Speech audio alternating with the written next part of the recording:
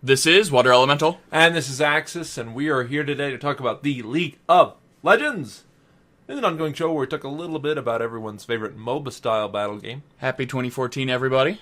That, unless you're Chinese, in which case, happy 2013 for another month or two. A couple of interesting things to talk about. As expected, it's still kind of over the holiday craze and New Year's stuff, so there hasn't been a whole lot out of Riot Games lately, which is understandable. We haven't been doing a ton lately ourselves, so we're not in any position to make any accusations, but we will go over what has come out and maybe do a little bit of a discussion about the year in review. First things first, Tryndamer, the guy who runs and operates Riot Games and by extension League of Legends, has come out with sort of a lot of information, a lot of Q&A and stuff like that. He just sort of said a bunch of stuff, and we're going to kind of pick a couple of things out, but definitely recommend reading the whole thing.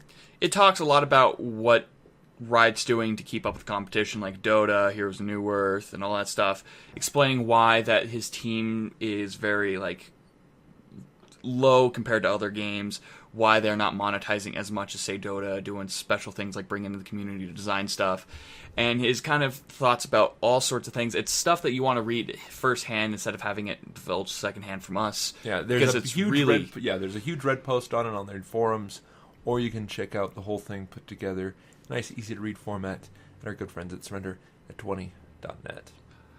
Some of the stuff that we wanted to talk about that are very interesting is some of the stuff that they were talking about for 2014. Some of the stuff he said was, content cascades are slowing down, and this is to focus on quality. That's why we haven't seen a champion every some weeks. They want to kind of focus more on quality over quantity, which is something that we were figuring that was happening for a long time. Yeah, we've talked about it pretty constantly, how, we started our show years ago, when League was pumping out stuff every week. There was two new skins every week or two. There was a new hero or champion every 2 to 3 weeks. And so seeing it kind of slow down like that for us veterans, it's kind of weird at first, but we're starting to really understand why they're doing it, and we're keeping right up along. They also mentioned that they're going to try to expand lore, which is a good thing. They're getting new writers. Hopefully we get to see a revival of some sort of side page with lore that updates constantly. Sweet. That's something I'm hoping for. They were asked if there's going to be any merchandise. They have a head of merch now, and they're going to unleash a bunch of stuff sooner or later. So that's hopefully some figurines of some point. Give me some gems. Yeah, no, he would love them. He's a sucker for figurines. I am. And they talked about a bunch of stuff, patches, some small major developments, what's new for the game. I definitely recommend reading it. Talks a lot about their design philosophy. Talking about having League of Legends expand to other game genres of some point. Possibly. Yeah, if something suits them. And the big one is someone asked why we didn't get a winter skin for the Snowdown Showdown. And he said, you'll see why in first quarter of 2014. So maybe we're going to get like a Lunar Revel skin stuff. Or possibly they'll have a new event. Skins that you can apply to your map, just like ward skins that you can put down for yourself locally.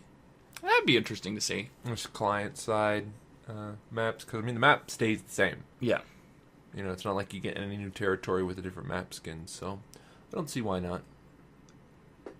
The problem is balancing it. If there's certain effects that are on one map and the other, you can use it to telegraph certain things, so it'll be difficult to balance that. But if they do, more things that people can get and do.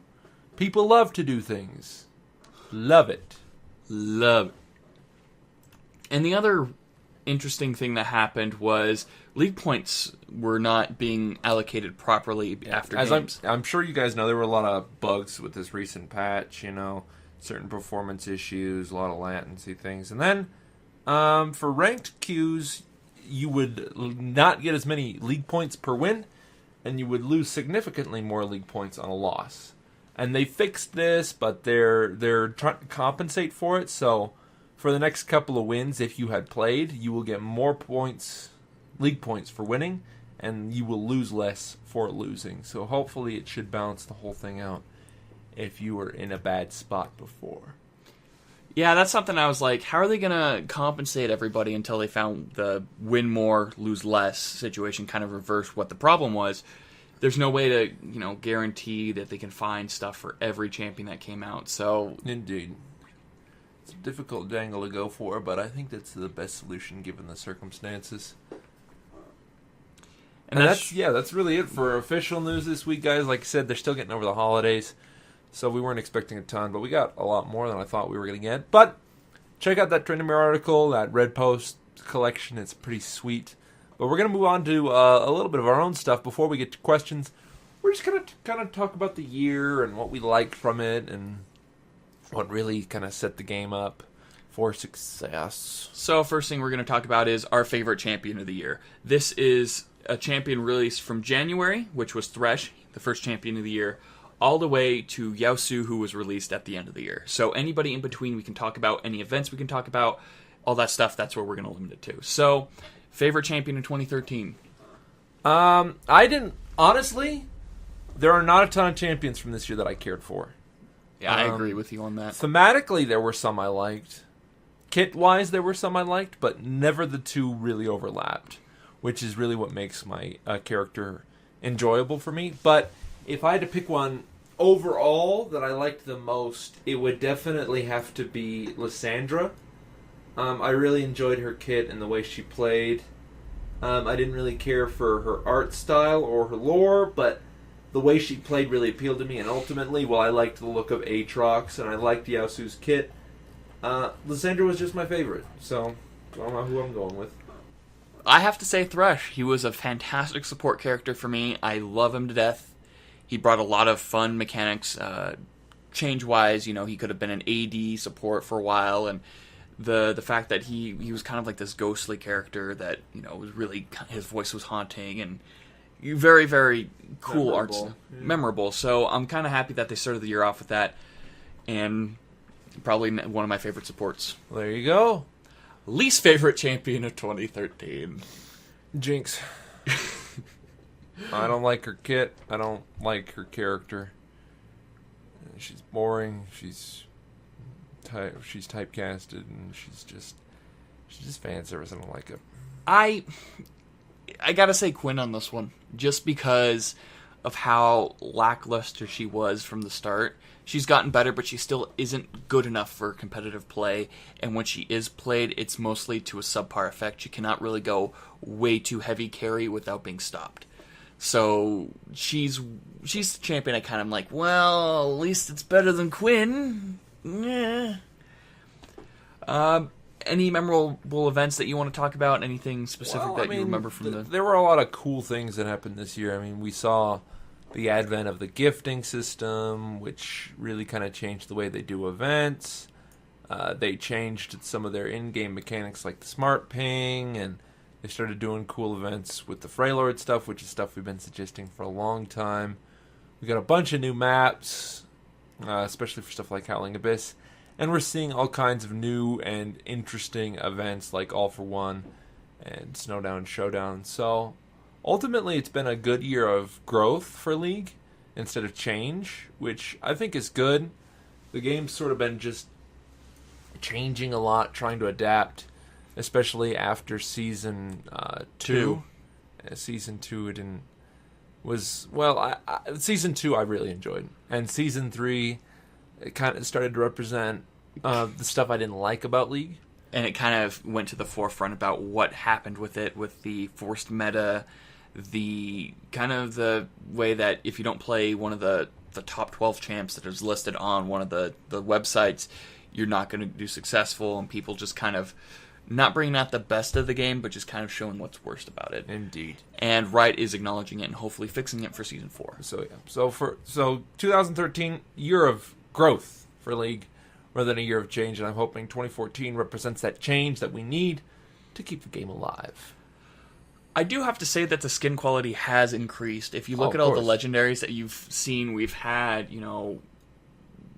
Forecast Janna, we've seen Spirit Guard Udyr, they've got, all sorts of these massive skins that came out with a lot of hype to them. So it's kind of interesting to see what they're going to do next year, especially since they're trying to up the level a bit.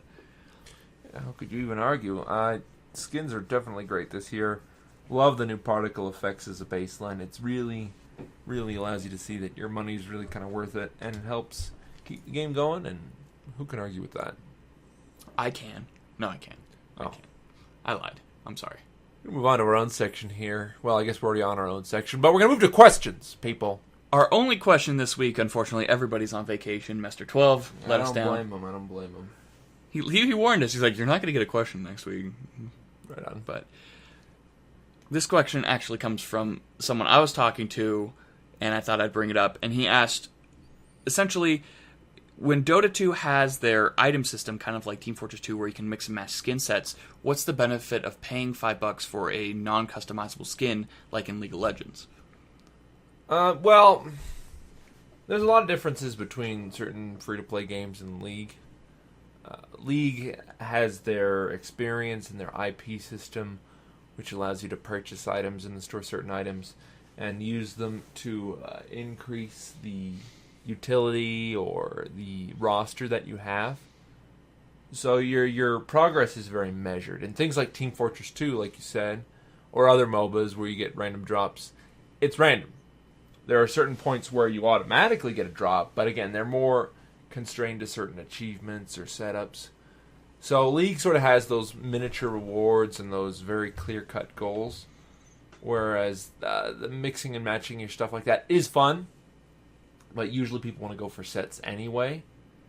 So you usually end up trading for a static amount or doing things like that. Which is good and bad. I mean, for Team Fortress 2, you can trade your items for what you want. You know, you can't trade your skins away once you have them. So if a new skin comes out that you would like more, you're just sort of saddled with the old one forever, which is good and bad.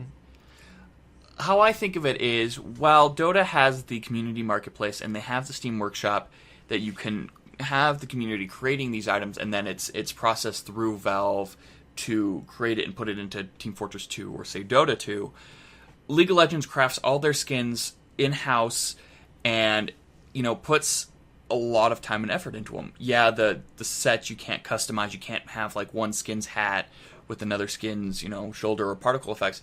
But the thing is, though, nowadays, they have custom animations, custom details, voice acting work, and a bunch of stuff that, you know, you can't get with most sets in Dota. You know, some of them may have, like, strange effects where, you know, the hat has a ghost that pops out of it and stuff. But when you buy a 975 skin nowadays, like, say, Snowdown Singed, you're going to get the basing animations, you're going to get the particle effect changes, you're going to get the animation changes, and you're going to get a really well-rounded skin that matches. And I feel that that's worth my money. You know, I'm guaranteed to have this experience with random drops and stuff like that. I'm going to be hodgepodge like I was back in AQ 40, where I'm going to look like a clown suit running around until I can buy the full set, which, depending or not, might be discontinued. It's interesting prospect. I mean, even if you compare certain custom animations, for instance, comparing a Legendary in League, let's say Forecast Janna, for argument's sake, which is about $20, and you compare that with Fiery Soul of the Slayer in Dota 2, which is a Legendary equivalent. One is $20, the other is $20 as well. The amount of stuff you get from Forecast Janna is immeasurably more than what you get from Fire Soul the Slayer. If you look at another example, Pulsefire Israel, which is $20. Well, actually, no, it's $35, isn't it? I think it's like 30, 32. It's 30, 32. But compare that to Blades of Mordesh that just came out for Legion Commander. Changes her entire look, changes all of her voice work, changes some of her spells. Pulsefire Israel changes his look evolves, totally new animation set for all of his spells and abilities, but no stat tracking, but you also get a number of extras on the outside. Pulsefire Israel has more stuff, but the Mordesh blades make her look cooler. I mean, it's a higher poly count model Yeah, it is. And you can tell that this wasn't made from the workshop. This was made in-house. Yeah, so I guess there's a level of quality versus the amount of stuff. Because Dota 2, I mean, it's a better looking game, hands down. Because it's cannot newer. fight it. Unfortunately, it is newer. So League is compensated by giving you more stuff, and I think in a MOBA where the aesthetics are less important, I mean, there's so much going on, you never really stop and just look at your character for too long. So I think just having a bunch of smaller stuff put together is better in terms of a value skin. So that's my thought. I think it's better to have more cool stuff rather than just aesthetically being more pleasing. There's more quantity of what you can bring out, but the quality of it kind of differs compared to having it all custom made from one place. You can have the community bring it in, and you never know, you might be able to have something like that come into League and add to the experience. Indeed. That's really about it this time, guys. We love questions. If you want to send us a question, leave it in the comment section down below, or email it to spasticgaming@gmail.com, or on the Facebook page. I check every one of those daily, so don't be afraid. You might even have me reply in the comment section if it intrigues me enough. Or if you call me fat, which is mean. Fatty. Hey. Otherwise, it's been Axis. And Water Elemental. And guys, happy holidays. Hope you're all getting back to your normal, boring lives just like we are. And, yeah, I gotta go eat with my grandparents. Have fun. No! Tell Nana Axis I said hi. No!